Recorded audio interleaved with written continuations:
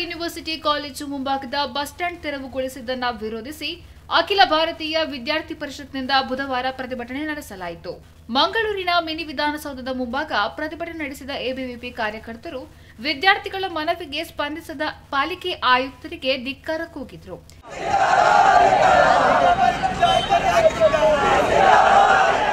ತೆರವುಗೊಳಿಸಿದ ಕಾರಣ ಕೇಳಿದಾಗ ಆಯುಕ್ತರು ಸರಿಯಾಗಿ ಉತ್ತರಿಸಿಲ್ಲ.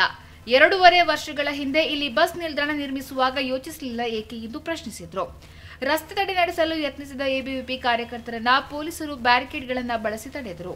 ಸ್ಥಳಕ್ಕೆ ಬಂದ ಅಧಿಕಾರಿಗಳು ಸೂಕ್ತವಾಗಿ ಸಮಸ್ಯೆ ಬಗೆಹರಿಸುವ ಭರವಸೆ ನೀಡಿದ್ದು 1 ವಾರದೊಳಗೆ ಸಮಸ್ಯೆ ಸರಿಪಡಿಸದಿದ್ದಲ್ಲಿ ಡಿಸಿ ಕಚೇರಿಗೆ ಮುತ್ತಿಗೆ ಹಾಕುವ ಎಚ್ಚರಿಕೆಯನ್ನ ನೀಡಿದ್ದಾರೆ.